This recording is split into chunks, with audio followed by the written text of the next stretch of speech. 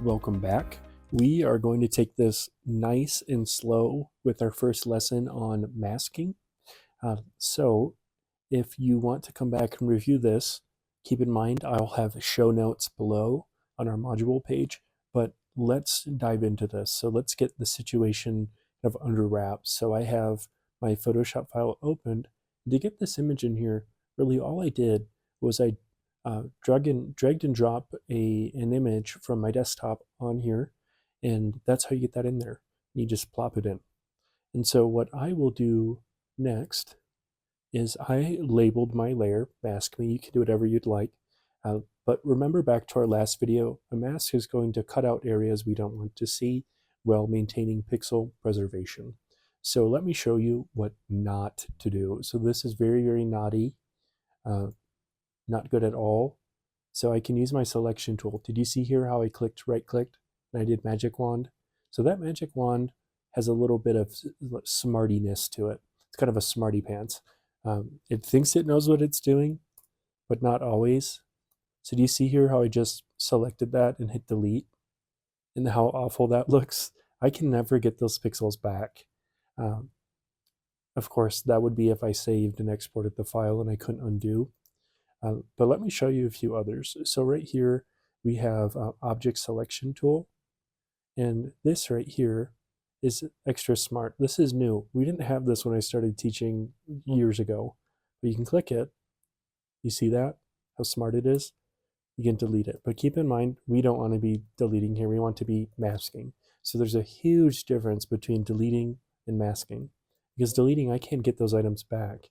So to mask, this is super important, so make sure you're watching, if you're listening, do you see this little button down here? If I hover over that, it says layer masks.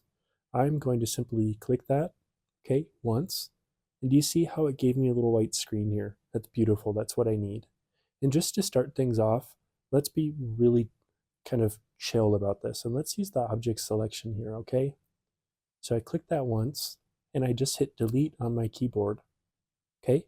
And do you remember deselect, Command D or Control D? Okay, and that will get that off your screen. And then if you want, I usually like to push the move tool, kind of regroup. And then you, instead of pushing H for the hand tool, you can also hold the space bar and click and drag. So if you see that, it took out the background. And you may be asking, hey Aaron, the background was white anyways, so I don't really know what's going on. Did I actually mask it? To kind of give yourself a little test, what you can do is you can go down here, okay? And then we can start to go over here, okay, that little half moon button. And what we'll do is we're going to look for the portion called solid color. I'm going to, let's pick a an obnoxious color here. Okay, do you see how it did a pretty good job there? There's a little bit up here. I'm not too worried about that. What I could do is I could go back into my mask simply by clicking, okay? And I could just draw a little box around it with the rectangular marquee tool, hit delete, and that's gone.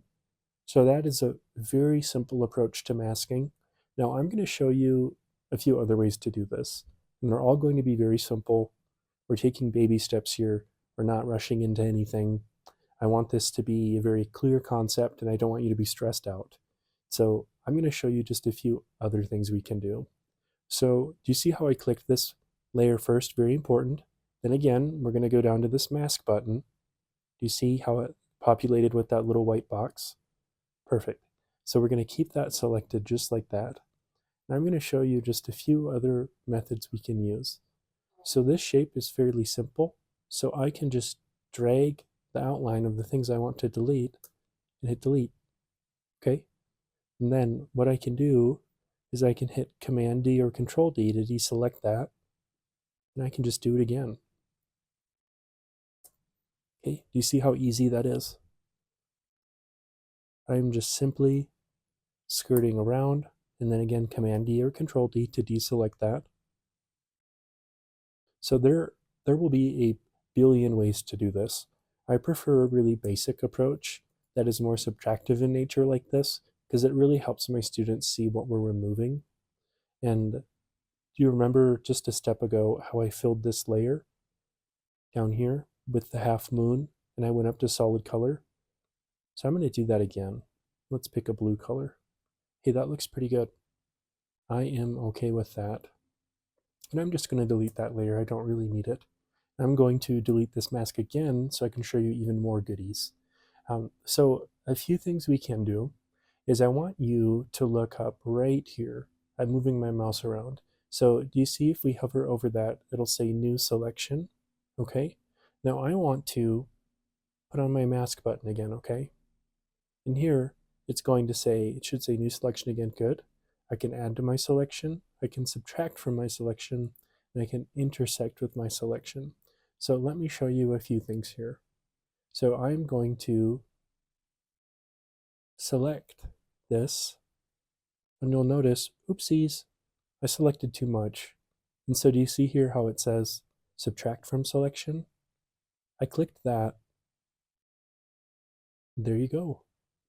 Subtracted from my selection. Okay, now I'm going to hit delete, but oops, that's not good. I do not want to delete that. So I'm going to show you kind of a common mistake my students do. So Control Z, Command Z, whatever computer you're using. And then I'm just going to simply right click, okay, and I'm going to hit inverse selection. So select inverse. Okay, so now it selects the part I want to delete. And now that's gone. Okay, so this is a very simple approach here. I'm going to leave this file down below in the module section, so I'd like you to practice this. But keep in mind, we just barely scratched the surface here. We'll get into more detailed approaches for masking, but I want to show you just a few other things. So let me delete this mask again. So I did Command D or Control D to deselect my marching ants, which are my little borders around here. And I'm going to hit this again right here. Do you see the mask? And I'm going to delete that. I'm going to start over and show you guys again. So I just create that mask. And do you see all these tools up here? All these selection tools we learned about last week? I can use all of those. And if I right click, I can get even more. And so you'll have fun exploring with these later on this semester. But I can just even right here go around and do that. Do you see? And you can do this in chunks. You can invert it like I did last time if you just select the object. There really are no rules to this game. It is what we're looking for is cleanliness and craftsmanship with the masking. And whatever method you can achieve that with will work for you. So far, I showed you just a few methods, but we'll get into the more advanced stuff in our next video.